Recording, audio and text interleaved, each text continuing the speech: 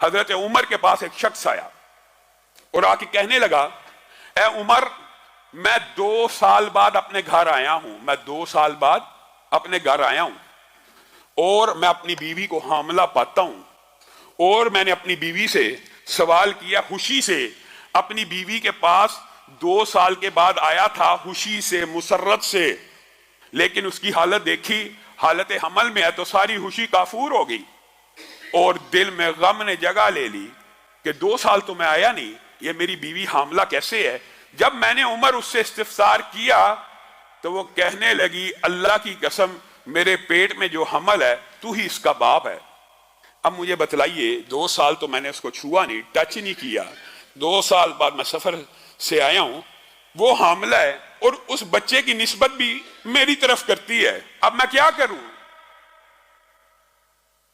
ये सही असर के साथ, सही संदों के साथ जो हदीस या असार मौजूद होते हैं, मुनकिरीन हदीस इनका भी इनकार कर देते हैं।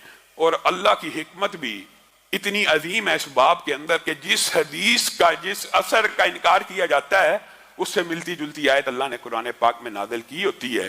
जैसे आदम की उम्र के हवाले से मुनकिरीन हदीस ने इनकार कर दिया, 1000 बरस उम्र कैसे हो सकती है, तो कुरान पाक में अल्लाह ने नूह की उम्र 950 बरस बयान कर दी वगैरह। यानी जिस हदीस का इनकार होता है उससे मिलती जुलती आयत भी, उससे मिलता जुलता वाक्या भी कुरान पाक में मौजूद होता है। अब हजरत उमर ने मशवरा किया और इरादा किया उस औरत को रजम करने का और हुक्म दिया इस औरत को रजम कर दिया जाए। कौन हुक्म दे रहा? खलीफातुल मुस्लिमीन। कौन हुक्म दे रहा? अमीरुल मोमिनीन। कौन हुक्म दे रहा? हजरत उमर, जिनके इल्म और फजल के दुनिया के सारे उम्मती कायल हैं। पास ही मुआज इब्ने जबल बैठे हैं। कहा, उमर, मैं आपके फैसले को चैलेंज करता हूं, मैं आपका फैसला नहीं मानता, आप अपनी इस्लाह करें। कौन कह रहा है? एक रुतबे में, मकाम में कम दर्जे का सहाबी आला दर्जे के सहाबी को टोक रहा है। वजह क्या? वजह उसके बाद दलील है। ये नहीं है कि मैं तेरे से बड़ा आलम हूं, सबको पता उमर बड़े आलम है। जिस तरह उस्मान कुरान के कारी थे लेकिन हजरत अली ने आके टोक दिया, इसी तरह यहां पे मुआज इब्ने जबल हजरत उमर को टोक रहे हैं। लई साला का अला माफी बतनीहा, लई साला का, ए उमर, लई साला का आपके लिए नहीं है, अला माफी बतनीहा सबील। आप इस औरत को रजम में सजा देना चाहते हैं, ठीक है, ये मुल्जमा है, ये मुल्जमा है, मुजरमा है आपकी नजर में, आप इसको सजा दें तो दें। उसको किस जुर्म की पादाश में आप संसार कर रहे हैं? रसूलुल्लाह के दौर में भी ऐसे वाकयात हुए थे। शबीबा गामदी आई थी, रसूलुल्लाह ने वज़ा हमल का इंतजार किया था, सजा लागू करने से पहले पहले वज़ा हमल का इंतजार किया था, क्योंकि पेट में जो बच्चा वो भी एक जान है। हमारे मुआशरे में भी ये गलतुल आम मशहूर है जी, बच्चा पेट में हो, डॉक्टर बता देते हैं इसका ब्रेन अभी पूरा नहीं बना, इसके आधा अभी पूरे नहीं बने। उलमा ने जी, बाद उलमा ने फतवे दिए हैं जी, इसको अबॉर्शन कर दिया जाए, इसको कत्ल कर दिया जाए, इसको अबॉर्ट करना जायज है।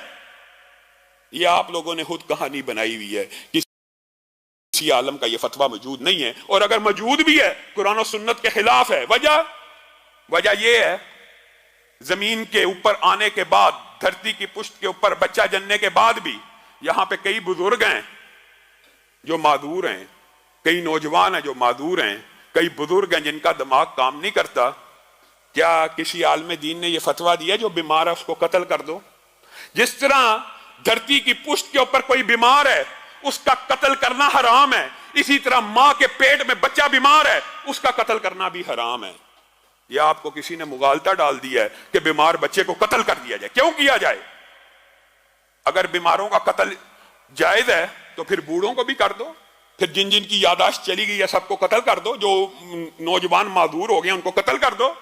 ये खुद साख्ता फैसले, ये मनगढ़ंत फैसले, ये कुरान और सुन्नत के खिलाफ हैं। यही बात मुआज इब्ने जबल हजरत उमर को कह रहे हैं, लईसा लका अला माफी बतनीहा सबील। उमर, आप औरत को रजम करना चाहते हैं, कर लीजिए, उस बच्चे का कोई कसूर नहीं, हम उसको रजम नहीं होने देंगे। हजरत उमर रुक गए और कहा, वज़ा हमल का इंतजार किया जाए। औरत ने बच्चा जना, औरत ने बच्चा जना, और सही सनद में मौजूद है जिस वक्त वो बच्चा जना कद खराजत सनायाहू, जिस वक्त वो बच्चा जना गया वो इतनी बड़ी उम्र का था कि उसके दांत निकल आए हुए थे, उसके दांत निकल चुके थे। और बाप ने उस बच्चे को देखा, कहने लगा अल्लाह की कसम, काबे के रब की कसम, ये तो मेरे ही जैसा है और ये मेरा ही बच्चा है। हजरत उमर तक ये खबर पहुंची। ये है वो हदीस, ये है वो मकाम जिस वक्त हजरत उमर ने कहा था माओ ने मुआज इब्ने जबल जैसे बच्चे जन्ना बंद कर दिए हैं, लौला मुआज लहाला का उमर, अगर मुआज ना होते तो आज उमर इस औरत को बेगुनाह संसार करने के जुर्म में हलाक हो चुका होता। दुनिया में कौन सी हस्ती है, कौन सी शख्सियत है, अगर अबू बकर के फैसले को चैलेंज किया जा सकता है किसकी रोशनी में? दलील की, वही की रोशनी में। अगर उमर के फैसले को चैलेंज किया जा सकता है किसकी रोशनी में? ये नहीं फलाने का है, फलाने का है। मुआद इब्ने जबल ने कहा तो चैलेंज हो जाएगा, अब्दुल्ला इब्ने अब्बास ने कहा तो चैलेंज हो जाएगा। नहीं, दलील की रोशनी में कायनात में कोई उम्मती ऐसा नहीं है जिसके कौल को, जिसके फेल को, जिसके अमल को चैलेंज ना किया जा सके। हाँ, चैलेंज करने के लिए दलील होना जरूरी है, और दलील इस्लाम में वही है, और वही की दो ही किस्में हैं, एक अल्लाह की आयत कुरान है और दूसरा मदीने वाले का फरमान है। बस बात खत्म, क्लियर वादे बात है।